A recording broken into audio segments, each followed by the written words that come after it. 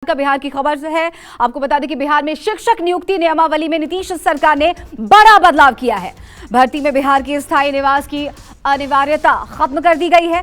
अब शिक्षक नियुक्ति में बिहार के बाहर के भी अभ्यर्थी शामिल हो सकते हैं, यानी कि कैंडिडेट जो बिहार से बाहर रह रहे हैं वो भी इसमें शामिल हो सकते हैं।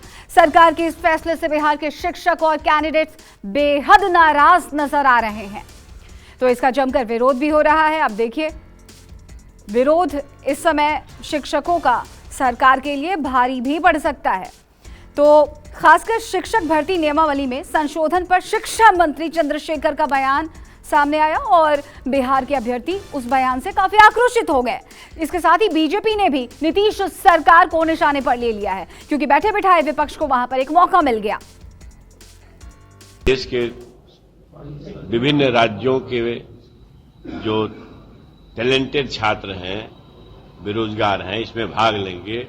हमारे लोगों के लिए एक समस्या जरूर है सामने कि साइंस में, खास करके मैथ में, केमिस्ट्री में, फिजिक्स में, अंग्रेजी में इस तरह के कॉम्पिटेंट छात्र बहुत नहीं मिल पाते हैं, सीट खाली रह जाती है। इसके लिए क्या किया? शिक्षक बनने के लिए जो प्रतियोगिता परीक्षा है उसमें बिहार का नागरिक होने की जो शर्त है, जरूरत है, वो अब नहीं रहेगी। कोई भी व्यक्ति शिक्षक बन सकता है, इसका स्वागत है। लेकिन बिहार के छात्र जहां भाषाई बाध्यता है, अब तमिलनाडु में, कर्नाटक में, केरल में, तेलंगाना और आंध्र प्रदेश में जाकर तो शिक्षक नहीं बन सकते। तो बिहार की सरकार 70% बिहार की नौकरी बिहार के लोगों को मिले, 70 से 80% ऐसी व्यवस्था क्यों नहीं करती है? बिहार के छात्र युवाओं को बर्बाद करने का ठेका नीतीश कुमार ने ले लिया है। चलिए सीधे रुख कर लेते राजधानी पटना का। वहां पर हमारे सहयोगी सौरभ जुड़ गए हैं और उनके साथ खुद अभ्यर्थी हैं, स्टूडेंट्स हैं। तो सौरभ, सबसे पहले हम चाहेंगे कि बिना वक्त गवाए आप स्टूडेंट से बात करें। क्या दिक्कतें हैं उनकी, क्या समस्याएं हैं, वो चाहते क्या हैं?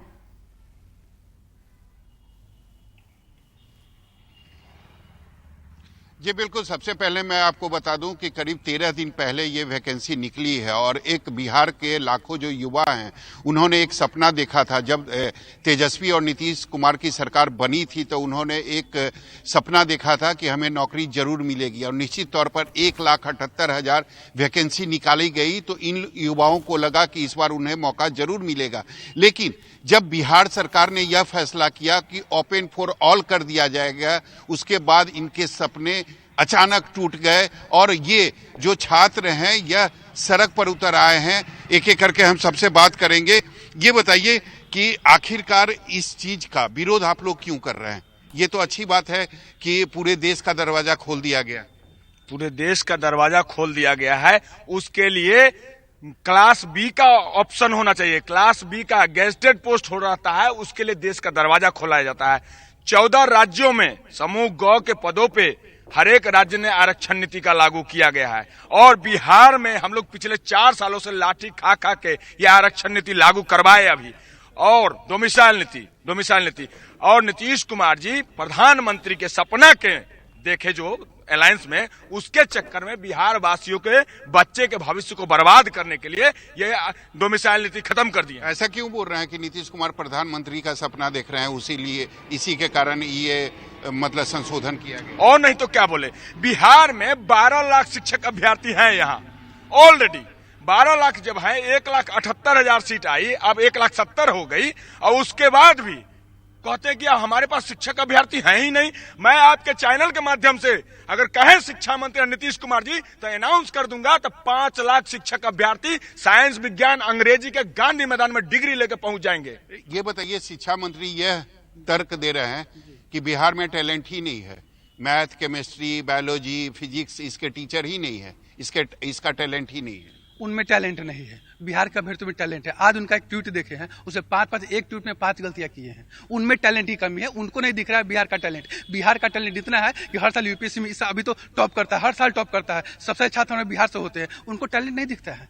टैलेंट है लेकिन उनको इसलिए नहीं दिखता है क्योंकि उनमें टैलेंट नहीं है। वो बार बार जो है कि बिहार के शिक्षकों को जो पहले से है नियोजित और अभ्यर्थियों को बार बार वो जो है कि मानसिक तौर से प्रताड़ित करते हैं, टॉर्चर करते हैं। वो बार बार ऐसा बयान देकर के हमें शर्मसार करते हैं। आपको नहीं लगता है कि ये बिहारियों का अपमान करने वाला बयान है? जी हम अरे ये तो लगातार अपमान कर रहे हैं, शिक्षकों का अपमान कर रहे हैं। अब जो ऑलरेडी शिक्षक पहले से हैं नियोजित, वो भी इस परीक्षा में बैठते, अब बताइए आप तो उनको अपमान ही ना कर रहे हैं। 20 साल से पढ़वा भी रहे हैं, उनसे बीपीएससी परीक्षा लेकर के ऑल इंडिया से उनको फाइट करवा रहे हैं। आप क्या साबित करना चाहते हैं? आप तो प्रोफेसर होकर 5 गलतियां एक ट्वीट में करते हैं, और आप खुद प्रोफेसर रह चुके हैं, और बिहार की आप में टैलेंट नहीं है तो बिहार का भीड़ में आपको टैलेंट नहीं दिखता है। ये भी आपको बिना नजर नहीं आता है कि 13 दिन वैकेंसी निकाला गया है और 10 संशोधन अभी तक हो गए।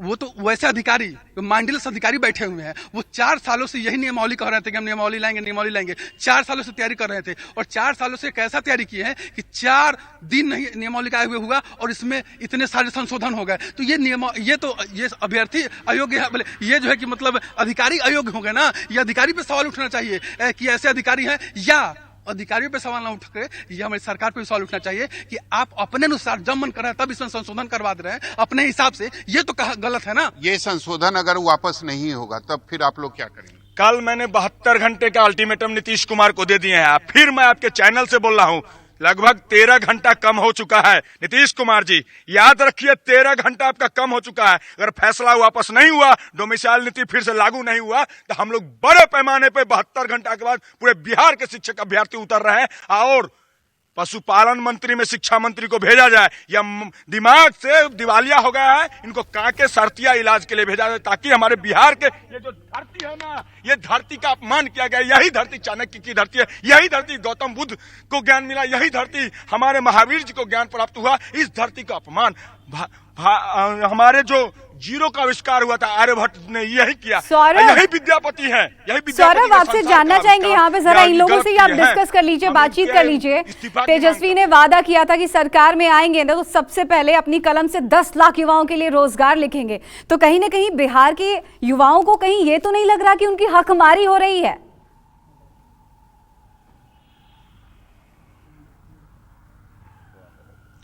ये बताइए, जब तेजस्वी सरकार में आए थे तो उन्होंने वादा किया था कि 10 लाख लोगों को नौकरी देंगे, तो आपको नहीं लगता है कि इन सब चीजों के ये संशोधन के बाद आपकी हकमारी हो रही है, आपका अधिकार छीना जा रहा है? जी एकदम।